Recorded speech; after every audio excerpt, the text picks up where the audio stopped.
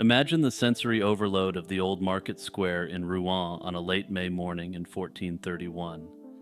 The air would have been thick with the smell of sulfur and the murmur of a restless crowd, held back by 800 English soldiers. In the center of this grim theater stood a scaffold built unusually high, a deliberate architectural choice. At the top of this pyre stood a 19-year-old girl, her head shaved, wearing a paper hat that screamed her crimes to the world. This young woman was Joan of Arc, and her destruction was the single most important political objective of the English occupation of France.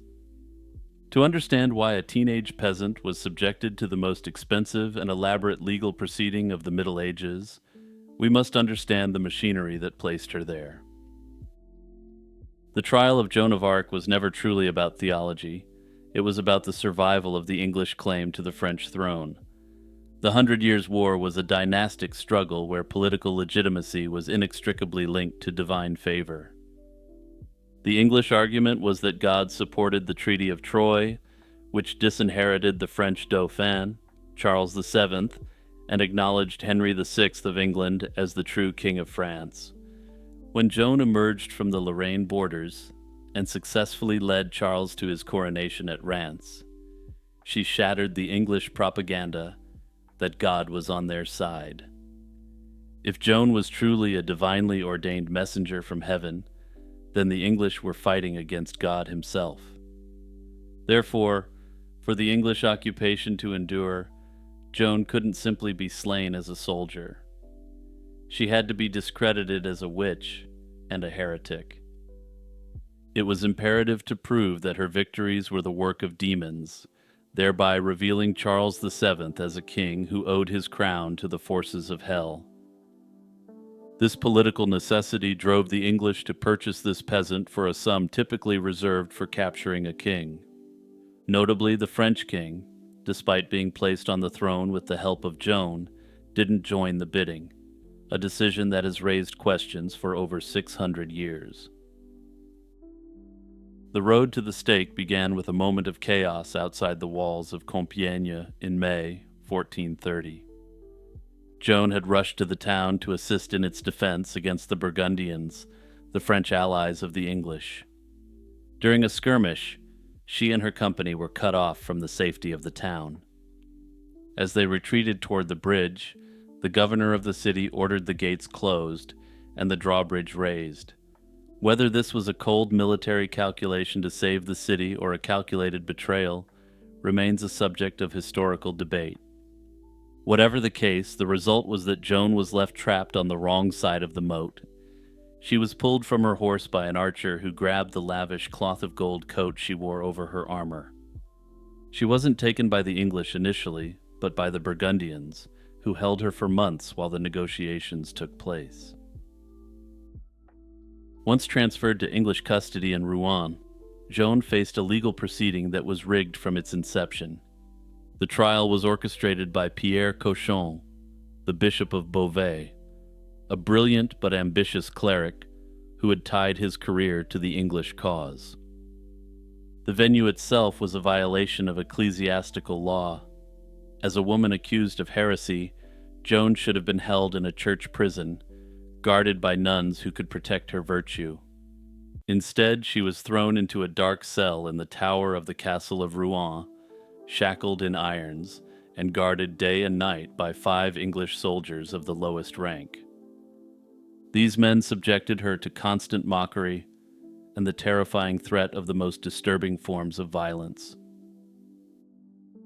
This environment was designed to break her spirit before she even entered the courtroom. Furthermore, the trial lacked a defense attorney, and Joan stood alone against dozens of the most learned theologians and lawyers in Europe. To ensure they had enough material to condemn her, Cauchon employed insidious tactics, including the use of a spy named Nicolas Loiseleur. He posed as a fellow prisoner and a sympathetic countryman from Joan's home region, sometimes even disguising himself as a shoemaker to gain her confidence. He would hear her confession in her cell, while English notaries listened from a hidden location, scribbling down her private thoughts to be used against her in the public sessions. This entrapment underscores the desperation of the judges to find a theological error in the words of an illiterate girl who had effectively checkmated their initial investigations. The public interrogations were a spectacle of theological combat. The judges tried repeatedly to trap Joan into admitting something that would contradict church doctrine. They asked her about the nature of her voices, trying to prove they were demonic. They asked if St. Michael was unclothed when he appeared, to which she sharply retorted by asking if they thought God couldn't afford robes for his angels. They interrogated her about the specific dialect her voices spoke, and she replied that they spoke better French than the judges did, a biting insult to their pro-English leanings. But the most dangerous moment came when they asked her if she knew herself to be in the grace of God. This was a masterstroke of a trap. If she answered yes, she would be committing the sin of presumption, as no human can know for absolute certain they're saved. If she answered no, she would be confessing to being in a state of sin, which would instantly discredit her claims of divine guidance. Joan's answer to this impossible question is one of the most famous responses in legal history. She replied that if she wasn't in God's grace, she prayed he would put her there, and if she was, she prayed he would keep her there. The transcript shows that the judges were stunned into silence. She had navigated a theological minefield with a simplicity that baffled the doctors of the Sorbonne. They couldn't understand how an uneducated peasant girl from a rural backwater could have such an advanced understanding of theology.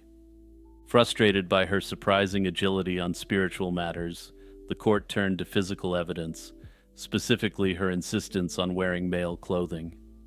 They built a case that her dress was an abomination against Scripture, ignoring her practical explanations that these were a defense against the male soldiers guarding her.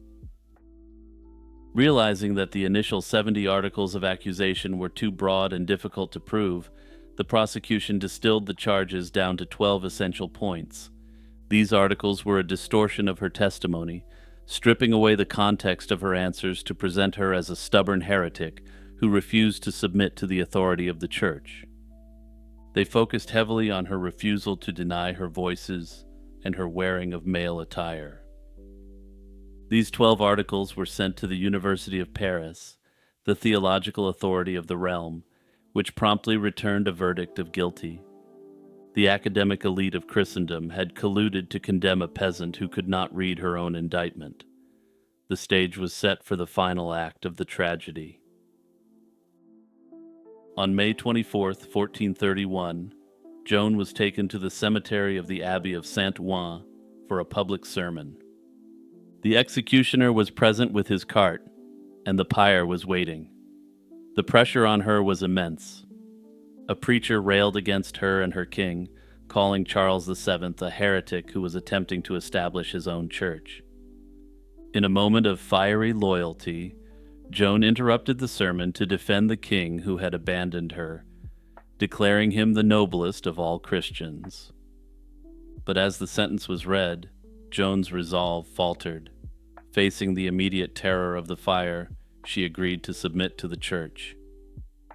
This moment is in controversy. Witnesses later testified that the document read to her was a short note, in which she promised not to bear arms or wear male clothes. However, the official record contains a long, detailed confession of crimes, something that the illiterate peasant couldn't have possibly had explained to her in that time. It was a classic bait-and-switch operation, where she signed one thing, but was held accountable for another. She signed with a circle or a cross, which some historians interpret as a sign of derision or a signal that the signature was made under duress. Pierre Cochon accepted her recantation, and she was sentenced to perpetual imprisonment. The English were furious, believing the bishop had let her slip through their fingers, but he reportedly reassured them that they would catch her eventually. The reprieve lasted only a few days. Joan was returned to the same English prison, to the same guards, and crucially, she was forced to wear a dress. On the morning of May 27th, she was found wearing male clothing again. The official story from the judges was that she had obstinately returned to her sin. The reality, testified to by court officials years later, was far more sinister. Some accounts suggest that her guards had physically stripped her of her dress and thrown the male clothing into her cell, leaving her no choice but to put them on. When the bishop arrived to question her, he found her not only in male dress, but also spiritually defiant. She retracted her confession, stating that she had betrayed her truth out of fear of the fire. She declared that her voices had returned and rebuked her for her weakness. This was exactly what the bishop needed. By retracting her confession and resuming the forbidden clothing, she became a relapsed heretic. Under the rules of the Inquisition, a heretic who relapsed couldn't be saved from the fires. The trap had sprung shut. The execution on May 30th was designed to be the ultimate spectacle of annihilation. Joan was allowed to receive communion, a strange irregularity for a condemned heretic that suggests even her judges were highly uneasy about the sentence. This makes sense, as everyone who interacted with this teenage peasant girl was in awe of her spiritual authority. The crowd was immense, and the mood was heavy with a mix of bloodlust and pity. As she was chained to the stake, she asked for a cross. An English soldier, moved by a sudden impulse of compassion, broke a stick in two and lashed it together to form a crude cross, which she kissed and placed against her body. She also begged a friar to hold a church crucifix high before her face so that she could see it through the flames. When the fire was lit, the agony was horrific, yet the records indicate she didn't scream curses or pleas for mercy. Instead, she shouted the name of Jesus repeatedly until the end. The impact on the witnesses was profound. Onlookers who had previously been there for the quote-unquote entertainment of this public spectacle started to impulsively cry. Even representatives of the English crown were seen weeping, with one lamenting that they were all lost because they had burned a true saint. Her remains were then burned to ash and thrown into the Seine River to ensure that no relic would be left for the faithful to venerate. The trial of Joan of Arc stands as a chilling testament to the way law can be weaponized by power. The English and their Burgundian allies believed that by burning the body, they could eliminate her ideas and her spirit. They were wrong. The flames at Rouen didn't purify the English cause at all. Rather, in this act, they turned her into the ultimate martyr for the French cause. Historians have speculated that Charles VII and his advisors may have desired this outcome, believing that Joan the Martyr would turn their cause into a holy conflict. 25 years later, after the French had reclaimed Rouen, a rehabilitation trial was held. It exposed the corruption, the intimidation, and the procedural illegalities of the original verdict. The 1431 judgment was declared null and void, ripped out of the archives and symbolically destroyed. In the end, the trial designed to destroy Joan of Arc became the very vehicle that preserved her words and her spirit for eternity. Hey everyone, just a quick reminder to hit that share button and send this video to 2 of your friends or family members who are interested in history. This is the best way you can help my channel grow if you appreciate my work. Also, don't forget to check out Lazy Chill History on Spotify and give a follow and rating over there as well. The execution was proceeding with the grim, rhythmic efficiency that characterized the violent justice of the Viking Age. Yet the prisoners awaiting their turn on the log displayed none of the terror one might expect from men facing their final moments. These weren't ordinary captives, trembling in the face of oblivion. They were Jomsvikings, members of a legendary mercenary brotherhood that had terrorized the Baltic Sea. They had a reputation to uphold that was far more valuable to them than their mere biological existence. On a beach in Norway, following a crushing naval defeat that had shattered their fleet, the survivors were lined up to be beheaded by a warrior named Thorkel the Clay. The atmosphere was less that of a slaughter and more of a macabre theater performance, where each warrior sought to outdo the last in displays of nonchalant bravery and gallows humor. One man quipped that he would hold his cloak to catch his blood, lest it stain his fine clothes, treating his death as a minor inconvenience to his laundry. Another asked the executioner to strike him in the face so he could see death coming, promising not to blink as the steel bit into his flesh. But it was a young man with long golden hair, described in the text as being as silky as a woman's, who would truly immortalize the spirit of the order and the scene itself. As his turn came to kneel on the blood-soaked log, he didn't beg for mercy or pray to the gods. Instead, he made a practical, almost vain request. He asked that someone hold his hair back so the axe would not soil his beautiful locks. A thrall stepped forward, wrapping his hands tightly around the prisoner's hair to pull it taut. The executioner raised his axe high. At the precise moment the blade whistled down, the Jomsviking jerked his head violently downward. The axe didn't hit the neck as intended. Instead, it cleaved through the thrall's wrists, severing his hands completely. As the bloody stumps fell away and the thrall screamed in agony, the warrior looked up with a detached amusement. In a scene that sounds like something out of Game of Thrones, he asked the gathered crowd why a man had his hands stuck in his hair before he defiantly received his final blow. This visceral story, preserved in the Jomsvikings saga and Snorri Sturluson's Heimskringla, serves to illustrate the reputation of these legendary soldiers. But we must ask ourselves, who were these men really, and did they really exist?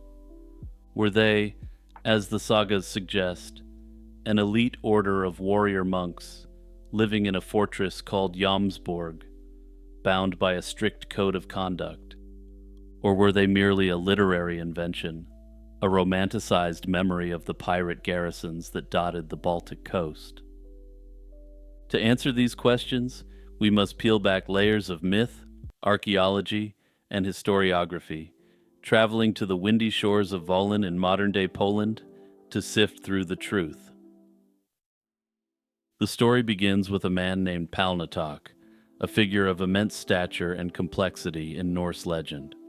He was a Danish chieftain from the island of Finn, who chafed under the rule of kings and valued his independence above all else. The Jomsviking saga credits him with the foundation of the Brotherhood, painting him as the architect of its laws and the builder of its fortress. His relationship with the Danish royal family was fraught with tension, as he was the foster father of Sweyn Forkbeard, the son of King Harald Bluetooth. The sagas suggest that Palnatoke encouraged Sweyn to rebel against his father, fueling a generational conflict that would tear Denmark apart. However, it was Palnatoke's own conflict with Harald that led to his exile and the subsequent creation of the order. Having become an enemy of the crown, Palnatoke took to the sea, sailing east to the coast of Wendland, the land of the Slavic Wends along the southern Baltic shore. It was here that he encountered a ruler named Burislav. In the saga, Burislav is a pragmatic ruler plagued by Viking raids who needs a solution. Recognizing Palnatoke's martial prowess, he makes the Dane an offer. He will grant him a territory at the mouth of the Oder River. In return, Palnatoke would defend this Slavic kingdom from other Viking raiders from their fortress at Jomsborg.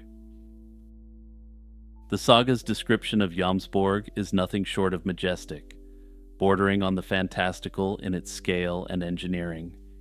It describes a massive fortification with a stone wall facing the sea, a rarity in the wooden world of the north. The most distinct feature was its harbor, which wasn't a natural bay where ships were beached, but an artificial harbor enclosed by the fortress walls. We are told that this harbor was vast enough to accommodate 300 longships, implying a military-industrial complex of staggering scale. What truly separated the Jomsvikings from a standard chieftain's retinue or a pirate crew was their law. These laws had the effect of making the men professional soldiers in service of the most pure ideals of the Norse gods. The first rule was the age limit, which dictated that no man older than 50 and no boy younger than 18 was allowed to join. The second rule strikes at the heart of Viking social structure by nullifying kinship. In the outside Norse world, if a man slew your brother, you were honor-bound to seek revenge or demand blood money. But inside Jomsborg, family feuds were forbidden. A new recruit had to agree that any feuds they had with anyone were left at the gate. The third rule was the most famous. Fear was forbidden. A Jomsviking was not permitted to flee, regardless of the odds. The fourth rule concerned women, stating that no women were allowed within the fortress walls. The men slept in barracks, not in family farmhouses, emphasizing the monastic, segregated nature of the order. They were married to combat, not to women. Finally, all plunder was to be split equally, regardless of rank, and anyone who broke this rule faced cold steel.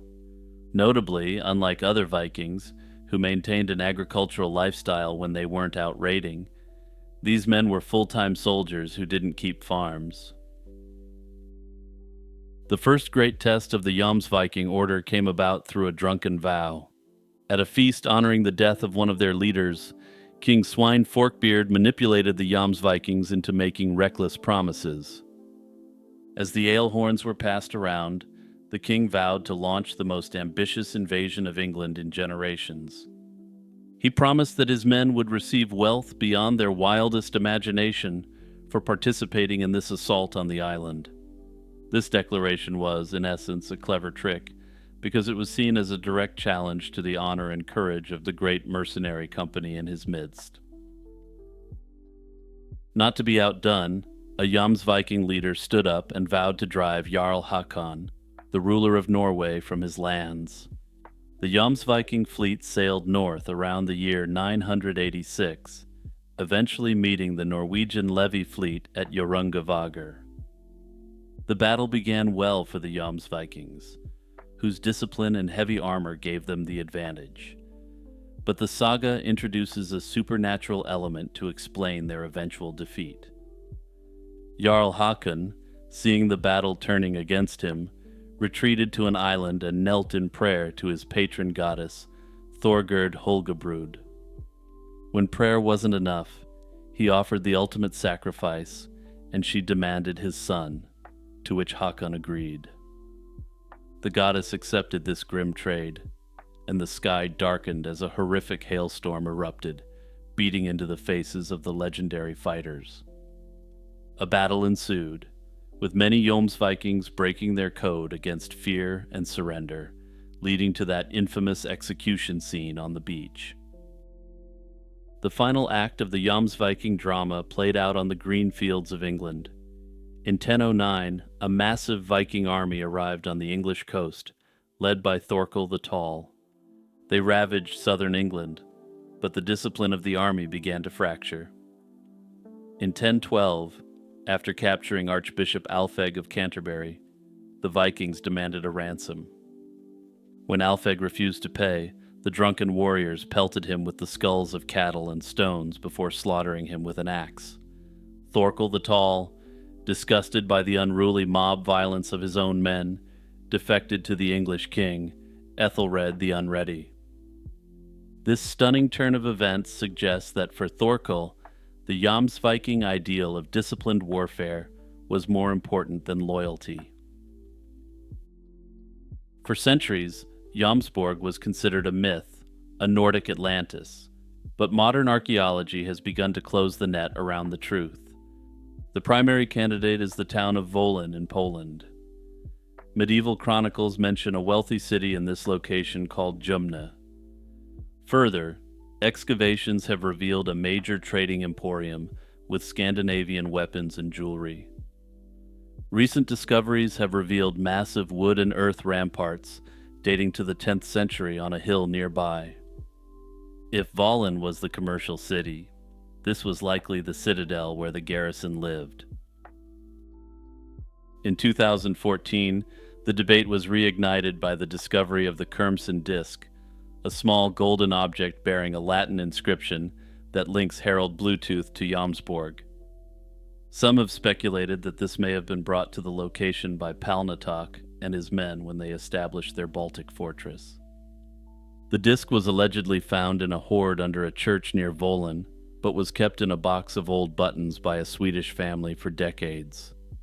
If authentic, the disk at the very least proves a connection between the location and Norse royalty. However, the disk is controversial, with some scholars arguing it could be a forgery. By the 1040s, the era of independent Viking mercenary bands was coming to a close as Scandinavian kingdoms became centralized European states. According to some accounts, King Magnus the Good of Norway launched a campaign against Jomsborg in 1043, breaching the walls and burning the fortress to the ground. The destruction was total, and the survivors were scattered, marking the end of Jomsborg as a political entity. In the end, most historians now believe that the Jomsvikings existed, but not in the capacity that the sagas explained them. They were likely simply one of the most elite bands of Viking mercenaries, rather than the warrior monks of the Norse faith they're portrayed as in literature. They most likely represent the pinnacle of the Viking martial ideal, the ultimate professionals in an age of part-time soldiers.